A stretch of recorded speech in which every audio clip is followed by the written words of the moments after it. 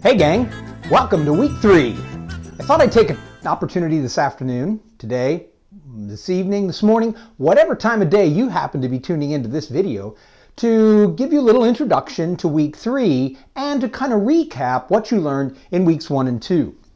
So weeks 1 and 2 concentrated on the foundations for educational technology. Probably the two most important things I want you to take away from this, from the first 2 weeks, is that technology is a tool and that you've covered some aspect of digital literacy. Let's start with technology as a tool.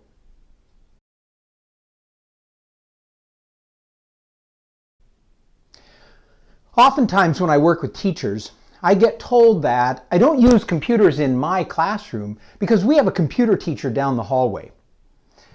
My response to that is, I see, and is that computer teacher's classroom right next to the pencil teacher's classroom? And teachers often look at me like I'm crazy. What do you mean, pencil teacher's classroom? People in my classroom use pencils all the time. Pencils are just a way to get ideas down on paper. That's all that a pencil is. And I flip that argument right around on them. I say computers are just a tool for students to use to get their ideas in digital form. The computer is just a tool.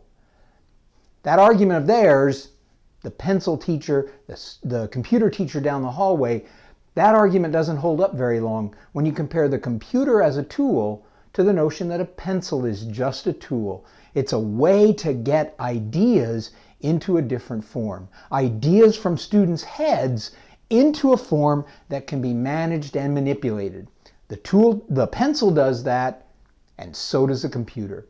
So that's the biggest lesson and the biggest takeaway from the first 2 weeks in the foundation of instructional technology, the idea that computers and their related technologies are just tools. They're not the end, they're just the tool that students use to get their ideas into a manipulated form.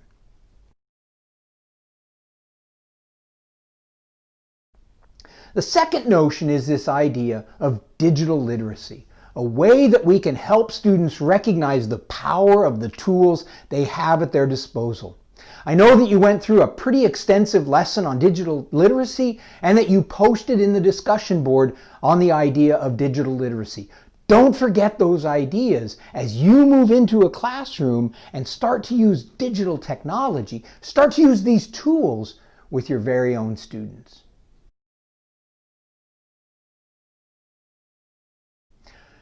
So what are we looking forward to in the coming week? Well, this particular week, week 3, is all about teacher-curated materials. I know, curated is just a really fancy word that means choosing. You're going to go out and you're going to look for resources, for tools. You're going to look for content that's already created for your use with your students. You're really going to look at 3 big things. First of all, you're going to look at digital content providers. These are the folks that create content and put it in a form that's ready for you as a teacher to use. Think about Khan Academy. Think about YouTube videos that are designed for students to watch and use in a lesson. Those are content providers. Then you're going to look for resource sites. You're going to look for sites that are designed by teachers or others, sites that you can incorporate into your own teaching. Maybe these sites don't have nice, neat lesson plans that accompany them. Maybe these sites don't have worksheets or resources for you, the teacher, to pull upon in order to use the resource with your students. You have to make a decision about that resource and whether you're going to use it in your classroom. Now, one of the things you're going to be confronted with is the idea of ads, advertisements. We have to get over the idea that students shouldn't see an ad in order for a resource to be used in our classroom. It's those ads that make those resources available to us at low or no cost. And that's our goal, no cost. We want to look for resources that are available to teachers at 0 cost. But those sites don't just appear out of thin air. Somebody has to create that content, and usually that somebody needs to be paid some kind of compensation in order to create that content. Where does the compensation come from? It comes from ads. Now, I once worked with a school district that had a very strict policy. They had a firewall that shut down access to any site that wasn't approved. One person and one person alone held the keys to approving a site. I worked with a group of teachers in this school, and as we explored different resources, as a resource was brought up on the projector and shown onto the wall, almost immediately the group of teachers would say, "Oh, we can't use that resource." We'd go to another resource. Almost instantly, "Oh, we can't use that resource." I finally stopped them and I said, "What in the world? How can you tell whether you can use a resource only moments after I bring it up on the screen?" And they said, "Oh, easy. It's got ads. If there's an ad, we can't use it." And I said, well, that's a crazy notion. We've got to get over this idea that ads are bad. Sure, you, the teacher, have to be aware of the kinds of ads that are being posted on those sites. But if the site is appropriate for use with children, you're going to find that the ads are probably okay, that they're not going to show anything that's inappropriate for children. But it's always incumbent upon you, the teacher, to check the site out before you send a student to that site. So you're going to look for providers, those who create content ready for you to use in a way that's designed for students to go there, and the whole lesson is right there. As I noted, think Khan Academy. The second kind of site you're going to look for are exploratory resources. Sites where the content is there, but it's just information. It's not actually created for you or your students to work through in a systematic fashion. The information is right there. One of the sites I think of often like this is Wikipedia. Step back. Wikipedia is not that terrible. Sure, you're not going to cite it in an academic paper, but jeepers, I'll bet it not a week, sometimes not a day goes by that I don't go to Wikipedia for something, for some kind of information about something I'm curious about. Those are exploratory resource sites. The third kind of site that you're going to look at this week is a digital field trip. Let's take COVID out of the picture for a minute, and the idea that students on a bus traveling to a site is not going to happen under COVID. We know that. But let's go back to a time when COVID wasn't part of the equation and think for a minute about the cost of taking students on a field trip. You have the cost of the bus. You have the mileage. You have the fuel for the bus. You have to pay the bus driver. If you went to a place that charged admission fees, you had to pay the cost of admission for the students. You had to take the students out of the school day. You had to travel. You had to come back. There were all the safety things. You needed parents to go along and chaperone the trip. Field trips were a huge undertaking. Now, don't get me wrong.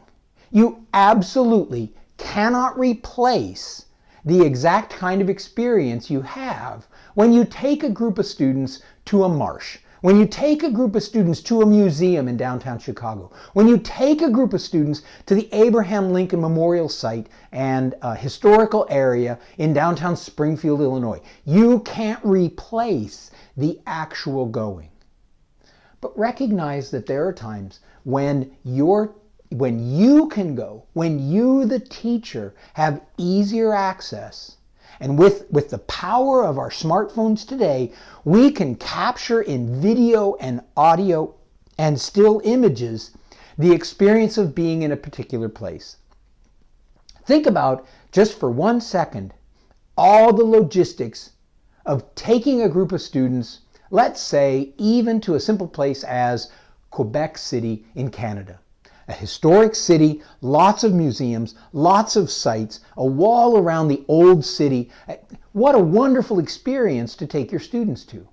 But think about the logistics, the cost, the travel. It's a nightmare. But what if you decide over spring break, because your students are studying about the history of Canada, or because you happen to be a high school French teacher, you go yourself to Quebec City. And you spend a week exploring the city the whole time with your smartphone, capturing digital video, capturing audio, capturing you ordering food in a restaurant in true French language, and having the server repeat back to you your engagement with the server in that language. That is real content, And guess what? No copyrights. It's yours. You own it. And you then can come back to your classroom and provide this digital field trip to your students who it's nearly impossible to take a group of students to Quebec City, Canada. I'm not saying it's impossible. I said nearly impossible. There are trips that you can take. There are places you're going to work that afford you the opportunity to take these trips. And you should absolutely go. I long said as a high school teacher, if I can provide an opportunity to a group of students, I should provide the opportunity, if I can. But sometimes it's just not possible. But your own travels can be captured in video and audio and still pictures and brought back to your classroom as a digital field trip. So that's the third big thing you're going to look into this week. All of these resources you're going to gather together, and you're going to create pages in your website that you created last week. You're going to create pages in your website to store all these resources that you found. Don't let this course, though, be the end of you putting resources in that site. That digital portfolio that you're creating for this site should grow and grow and grow and get bigger and bigger with all kinds of resources. They're there for you to work with, there for you to point your students to. It's a place for you to store things so that you don't have to remember where you put them. So I hope you enjoy week number 3, Teacher Curated Materials. We only spend a week on this. You'll get some ideas about how to make decisions, about how to evaluate websites. You'll get a lot of information about that, and then you'll go out and actually use that information. But only 1 week, because starting next week, we switch gears big time into Teacher Created Materials. Yep, you spend a week looking for the thing, and then you can't find it, so what do? Give up? No, you create it yourself. And that's what next week and the weeks after all get into. So, enjoy week 3, Teacher Curated Materials, and I'll see you next week when we get to week 4 and Teacher Created Materials.